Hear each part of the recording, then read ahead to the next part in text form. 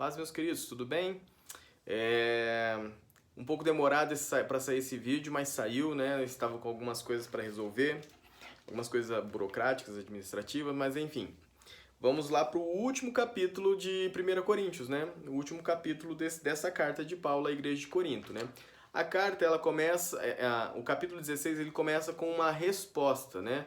Paulo respondendo a uma pergunta. O pessoal de Corinto fala assim: olha, e quanto às coletas dos santos, como é que nós vamos fazer? Então Paulo está dizendo: olha, vocês vão. Paulo dá algumas diretrizes a respeito das coletas, como eles deveriam fazer essas coletas, como eles deveriam se organizar com essas coletas, que dia que deveria ser.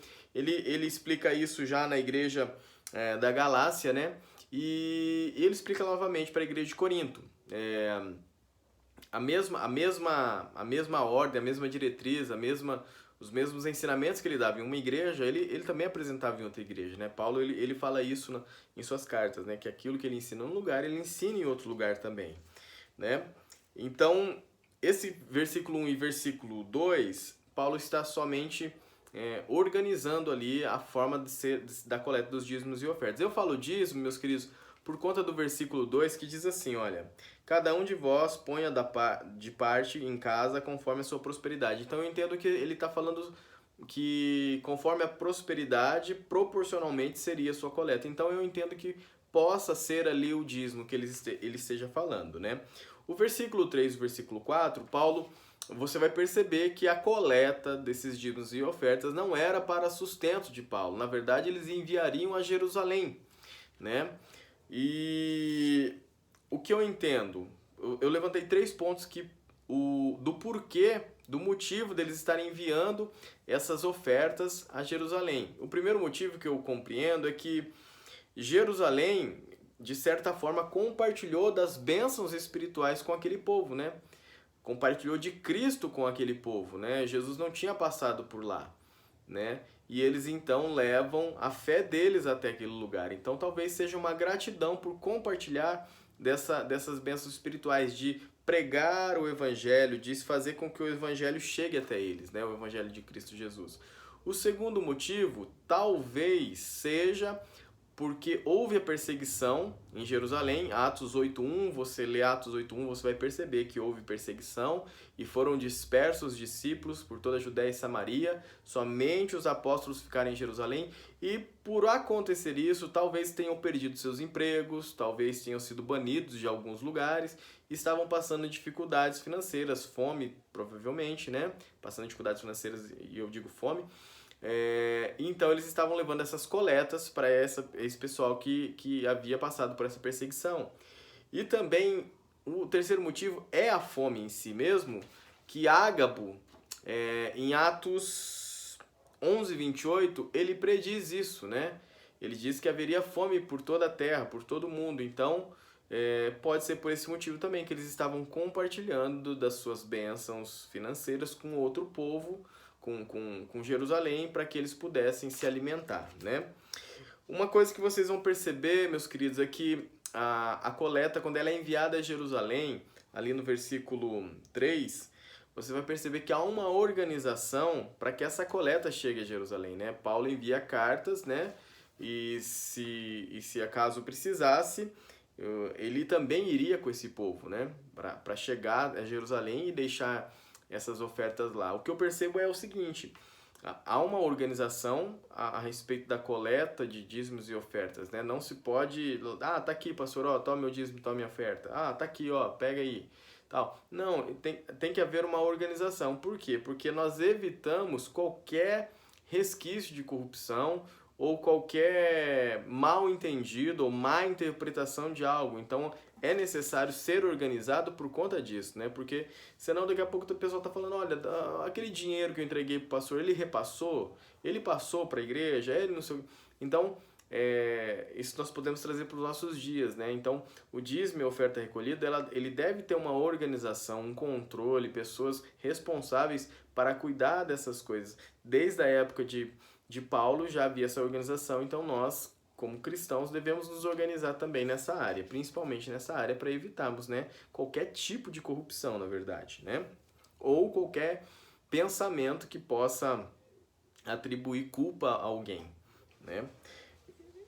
Enfim, meus queridos, é isso. O versículo 5 ao versículo 7, você vai perceber que Paulo ele manifesta o desejo de permanecer por um bom tempo ali em Corinto, né?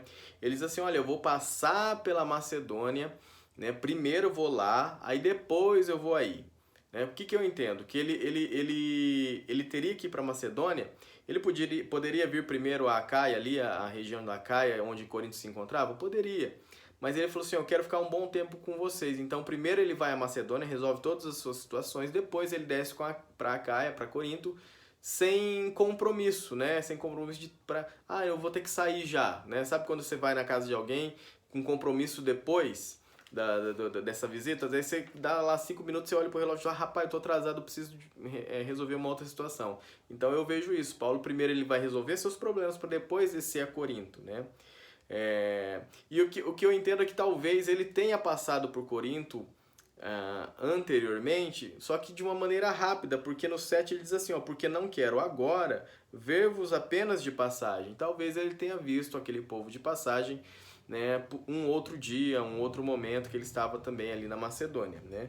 Então eu vejo isso, eu percebo assim que Paulo ele manifesta esse desejo de ficar um bom tempo, porque talvez tenha passado rapidamente por aquele lugar. Né? Por isso também ele vai primeiro a Macedônia para depois descer a Corinto. Macedônia e Acaia, meus queridos, são duas regiões da Grécia, uma mais ao norte, outra mais ao sul. Né? Ao sul ali, Acaia, onde se encontra Corinto, tá bom?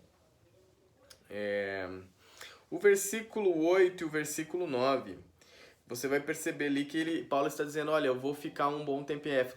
Só lembrando, não aconteceu. Essa visita que Paulo gostaria de ter feito a Corinto não aconteceu. Quando você vai ler ali 2 Coríntios 1, do 15, a partir do versículo 15 até o capítulo 2, versículo 4, você vai perceber que Paulo não consegue fazer essa visita, né? Ele diz assim,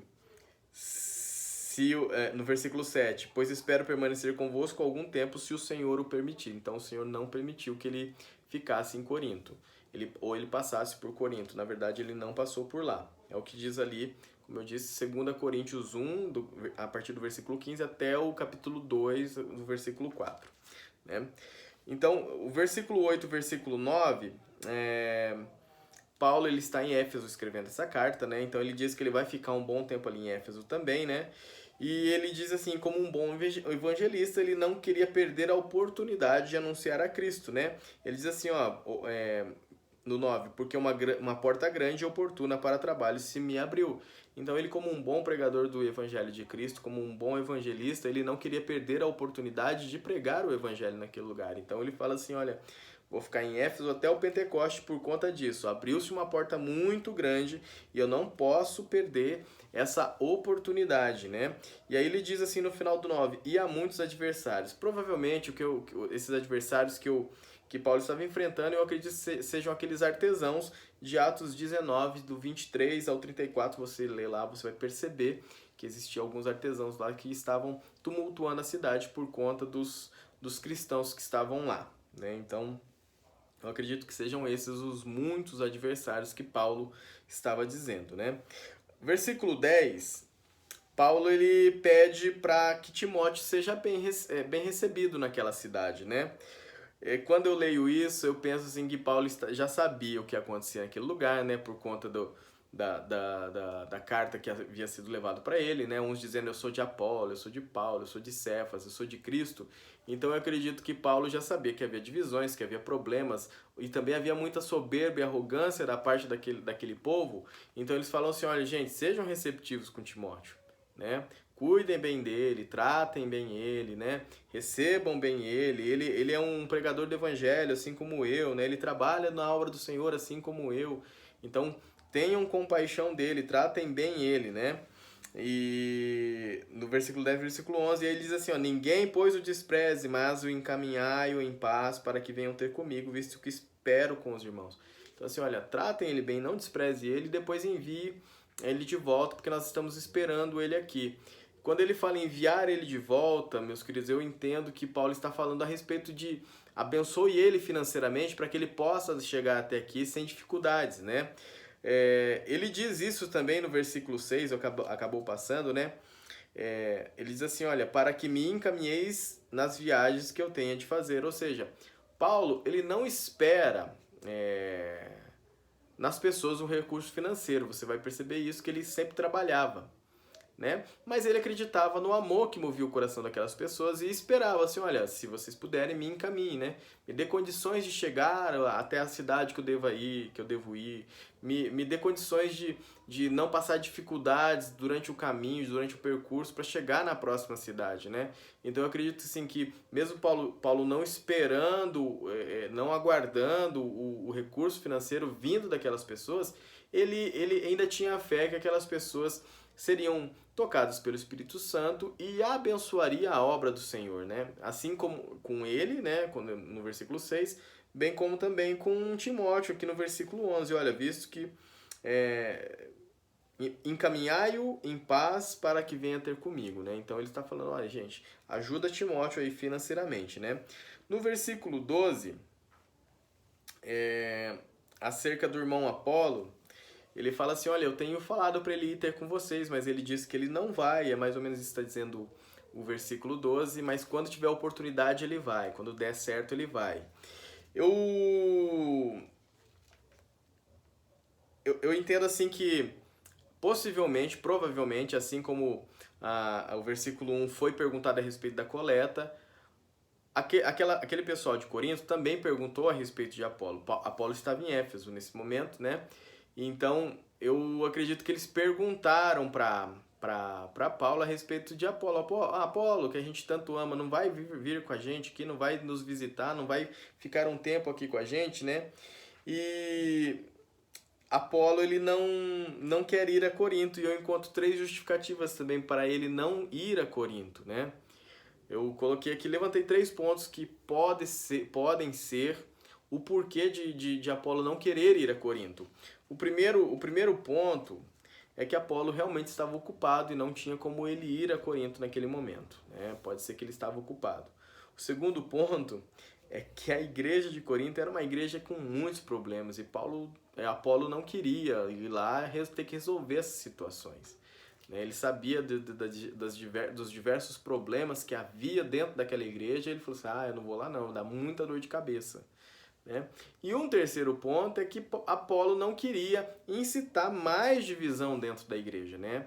Um dos problemas era a divisão. Então, Apolo talvez, olha, não vou agora porque eles estão divididos, eu vou lá, eu vou acabar que divido mais ainda esse povo, então eu prefiro não ir. Então eu encontro esses 3 motivos, talvez sejam por esses 3 motivos que Apolo não quis ir a Corinto, né? No versículo 13 e no versículo 14, né? No versículo 12, sim, o Apolo que ele está falando aqui é o mesmo Apolo, né? De 1 Coríntios 1, ali, versículo 12, né? Onde houve as divisões. Olha, eu sou de Paulo, eu sou de Cefas, eu sou de Apolo, eu sou de Cristo.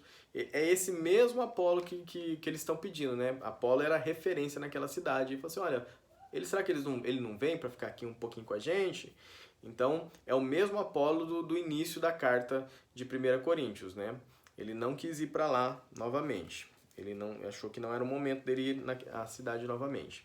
O versículo 13 e o versículo 14, Paulo já está assim caminhando para o final da carta, né? E começa a incentivar aquele povo a permanecerem firmes em Cristo Jesus, né? Começa a exortá-lo, permaneça firme, sede firmes no Senhor, né? Fortalecei-vos nele, né? Então, Paulo já está encaminhando para o final dessa carta, né? O versículo 15 ao versículo 18, ele está falando a respeito daqueles que provavelmente levaram a carta da igreja de Corinto a Paulo, né? Estéfanas, Fortunato e Acaico foram as pessoas que levaram a carta de Corinto para Paulo responder. Então, ele está falando a respeito dessas pessoas aí. A casa de Estéfanes, né, o versículo 15 ali, ó, a casa de Estéfanes teria sido os primeiros cristãos da região da Acaia, da região onde Corinto se encontrava, né? E o próprio Paulo havia batizado eles, né? Paulo em 1 Coríntios, no capítulo 1, ele fala assim, olha, não batizei muitos de vocês, senão a casa de Estéfanes. Né? Você vai perceber que ele é que batiza a casa que estava levando a carta para ele. Vou abrir aqui 1 Coríntios 1,16. Diz o seguinte, 1 Coríntios 1,16. Batizei também a casa de Estéfanas. Além destes, não me lembro se batizei algum outro, né? Paulo está falando assim, olha, não batizei quase ninguém aí, né? Ele diz assim no 14, dou graças a Deus porque a nenhum de vós, exceto Crispo e Gaio, né, para que ninguém diga que foste batizado em meu nome. Batizei também a casa de Estéfanas. Entre as poucas pessoas que Paulo havia batizado, Estéfanas, né, a casa de Estéfanas, era uma dessas casas que ele havia batizado, conforme vemos aqui em 1 Coríntios 1,16. Né? No versículo 16, o que acontece é que quando eu entendo que quando o Estéfanas vai entregar a carta a Paulo, ela acaba reclamando, né? Ele diz assim no 16, que também vos sujeiteis a esses tais, como também a todo aquele que é cooperador e obreiro. Provavelmente há uma reclamação de Estéfanas a Paulo a respeito das atitudes do povo de Corinto, né? Era um povo arrogante, era um povo soberbo, cheio de divisões, e talvez não estivessem respeitando a posição de Estéfanas, né? Nem de Estéfanas e nem dos obreiros, né? Porque ele pede isso para não somente com essa casa, não somente com essas pessoas, mas também com todo cooperador e obreiro. Então, talvez a soberba, a arrogância impediam essas pessoas de se sujeitarem, de serem submissas. E, meus queridos, quando eu falo serem submissas, não é aquela submissão, como já disse em outros capítulos, não é aquela submissão cega. Mas é entender, né? Se sujeitar, falar, não, ele é o pastor, ou ele é o cooperador, ele é o obreiro, vamos lá, vamos ajudar, vamos estar junto, né? Ele errou, então vou lá falar com ele, mas se submeter, estar sob a mesma missão, não ficar falando assim, fulano não sabe pregar, fulano não sabe sei o quê, não sabe escolher, não, sabe? Não. Né? Então ele está, provavelmente essa pessoa reclamou a Paulo e Paulo está falando, gente, vocês têm que se sujeitar, pessoas como essas aí, vocês têm que estarem submissas às pessoas, né? Respeitar essas pessoas, né? Pessoas como essas, né? Então, e não somente essa, mas como todo obreiro e cooperador foi levantado por Deus, então, por favor, respeitem essas pessoas, né? Então eu vejo isso, Paulo está, provavelmente recebeu uma reclamação dessa pessoa que entregou a carta, e aí ele está tentando corrigir essa situação, né? No versículo 17, versículo 18, né, diz assim que ele se alegra com a vida de Estéfanes, né? Trouxeram refrigério ao espírito dele e ao espírito do pessoal de Corinto, né? Paulo recebe com alegria, ele também ele fica alegre de receber as notícias. Eu também penso o seguinte, que talvez Paulo, mesmo com tantos problemas que a carta que foram entregar a Paulo, havia muitos problemas na igreja, e ainda talvez com as reclamações, né, com as supostas reclamações que Estéfanas tenha feito a Paulo, Paulo ainda se alegrava porque conhecia aquele povo e talvez imaginasse, nossa, poderia estar muito pior, ainda tão bem, né? Tão conseguindo caminhar, podia estar pior do que isso, né? Então o Paulo fala assim que ele se alegra, né? Ele se alegra com a vida de Estéfanas, né? Estéfanas, e também porque trouxe refrigério ao espírito dele. Falei assim, nossa, pensei que estava muito pior, graças a Deus não tá tão mal assim, né? Ao espírito dele, e ele fala assim, ao espírito de vocês também. Por quê? Desculpa. Porque Paulo escreve a carta orientando a igreja de lá, então isso também traz refrigério à igreja de Corinto, né? No versículo 19, Áquila e Priscila, ele fala sobre Áquila e Priscila, né? Vos saúdo também, Áquila e Priscila, bem assim, a igreja está na casa deles. Áquila e Priscila eram importantes naquela cidade de Corinto, porque quando você vai ler Atos 18, do 1 ao 4, você vai perceber que foram eles que iniciaram a igreja em Corinto, juntamente com Paulo, né? Eles foram os primeiros a irem nas sinagogas, né? Deixa eu abrir aqui Atos 18, 1 a 4. Né? Atos 18, 1 a 4. Atos 18. Diz o seguinte... Depois disso, deixando Paulo Atenas, partiu para Corinto. Lá encontrou certo judeu, chamado Áquila, natural de Ponto, recentemente chegado da Itália, com Priscila e sua mulher, em vista de ter Cláudio decretado que todos os judeus se retirassem de Roma, Paulo aproximou-se deles. E posto que eram do mesmo ofício, passou a morar com eles, e ali trabalhava, pois a profissão deles era fazer tendas, e todos os sábados discorria na sinagoga, persuadindo tanto judeus como gregos. Eu acredito que Paulo pregou a Priscila e Áquila, e eles ajudaram então a fundar a igreja ali em Corinto, né? Vocês vão perceber que Priscila e Áquila também não tinha parada, né? Eles estavam era de Ponto, estavam na Itália, foram expulsos de lá, vieram para Corinto, estavam em Éfeso, então eles viajavam bastante também, né? Então eles deram início também à igreja. Eu acredito que eles deram início também à igreja de Corinto, então eles eram importantes. Por isso que Paulo, ao citar as pessoas que estavam saudando aquele povo, ele destaca Priscila e Áquila, né? Áquila e Priscila. E também eles tiveram eles instruíram com um pouco mais de exatidão os caminhos de Deus a Apolo. Você vai ver isso em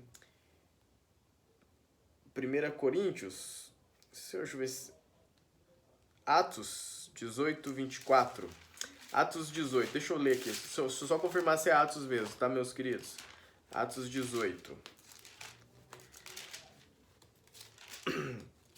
Atos 18, 24. É isso mesmo. Ó. Nesse meio tempo, chegou a Éfeso um judeu natural de Alexandria chamado Apolo, homem eloquente e poderoso das Escrituras, né?